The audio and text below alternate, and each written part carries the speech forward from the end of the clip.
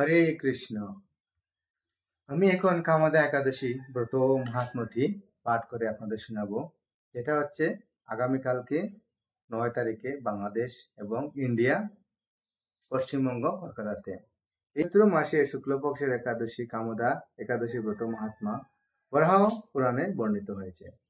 একবার মহারাজ যুধিষ্ঠিরকে বললেন, হে বাসুদেব, আপনি কৃপা করে আমার কাছে চৈত্র মাসে শুক্লপক্ষের একাদশীর মহিমা কীর্তন করুন।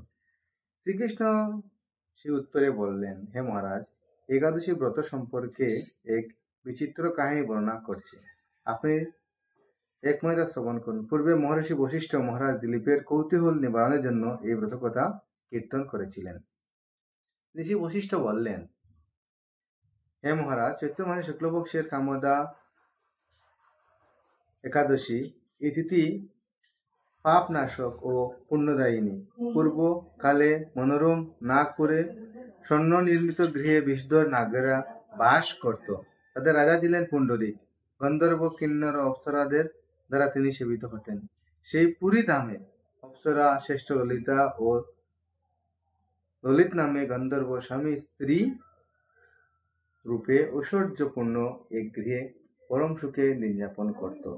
একদিন পুণ্ডরিকের রাজসভায় ললিত একা গান করছিল। এমন সময় ললিতার কথা তার মনে পড়ল।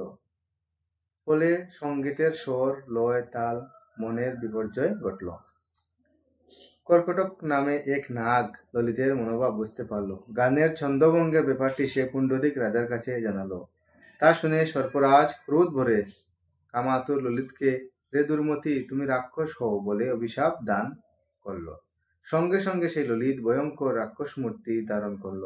তার 10 হাত যোজন বিস্তৃত মুখ, পর্বত গুহা তুল্য চোখ, দুটি প্রজ্বলিত আগুনের মতো ঊর্ধ্বে 8 যোজন বিস্তৃত প্রকাণ্ড এক শরীর সে লাভ করল। ললিতের এরকম ভয়ঙ্কর রাক্ষস শরীর দেখে ললিতা মহা দুঃখে চিন্তায় বিপুল হলেন।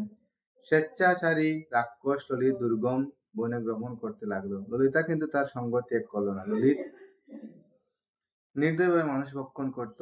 এই পাপের ফলে তার মনে বিন্দুমাত্র শান্তি ছিল না। পতির সেই দুর্বস্থা দেখে ব্যথিত চিত্তে রোদন করতে করতে ললিতা গভীর বনে প্রবেশ করল। একদিন ললিতা বিন্দুর পর্বতে উপস্থিত হলেন। সেখানে ঋষি সিংহ মুনির আশ্রমে দর্শন করে মুনির কাছে হাজির হলেন। তার চরণে প্রণাম করে সেখানে দাঁড়িয়ে রইল। মুনির জিজ্ঞাসা করলেন, হে সুন্দরী, তুমি কে, কার কন্যা, কি কারণেই বা এই গভীর বনে এসেছ, তা সত্য করে বলো। তদ্দরে ললিতা বলল, হে প্রভু, আমি বীরদন্য গন্ধর্বের কন্যা, আমার নাম ললিতা। আমার পতির পিশাচত্ব দূর হয় এমন কোনো উপায় জানবার জন্য এখানে এসেছি।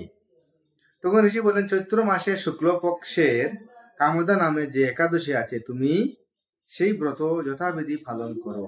এই ব্রতের পুণ্য হলে তোমার স্বামীকে অর্পণ করলে তৎক্ষণাৎ তার সমস্ত পাপ বিনষ্ট হবে। বশিষ্ঠ ঋষি বললেন, হে মহারাজ দিলীপ, মুনির কথা শুনে ললিতা আনন্দ সহকারে কামদা একাদশী পালন করলো।